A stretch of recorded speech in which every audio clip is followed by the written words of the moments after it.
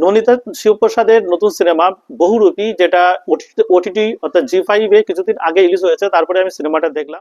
রক্তবীজ নামক যে সিনেমাটা বার করেছিল নন্দিতা শিবপ্রসাদ, সেটা দেখে আমার এক কথায় জঘন্য লেগেছিল। এখানে সেটা নয়। এই ঘটনাটা মোটামুটি যেটা দেখানো হয়েছে যে একটা ডাকাতের কাহিনী, সেটা রীতিমতো ইন্টারেস্টিং, শুরু থেকে দেখতে গেলে ভালো লাগবে। যদিও সিনেমার এন্ডিংটা আমার অতটা ভালো লাগেনি।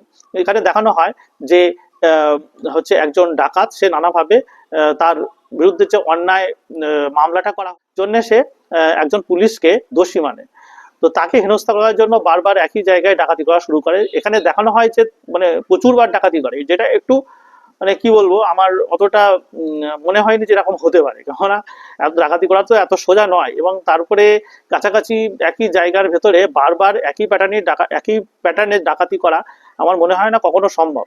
যদিও 90-এর দশকের ঘটনা, কিন্তু তাই বলে সেখানে সেই সময় কমিউনিকেশনের খুব একটা প্রবলেম ছিল বলেও আমার মনে হয় না। তো এই জিনিসটা কমেডির মোড়কে করা হয়েছে, আপনারা চাইলে দেখতে পারেন। জি5 হতাশ হবেন না। মোটমাট কথা, বাংলায় সিনেমার পাশে দাঁড়ান বলে এখন যে মজাটা শুরু হয়েছে, তো তার থেকে অন্তত ভালো সিনেমা বলা যায়। শিবপ্রসাদের কথা বলতে হয়, সিনেমার মানে উনি হচ্ছে মেন রোলে রয়েছে। তো শিবপ্রসাদের অভিনয় দুর্দান্ত ছিল।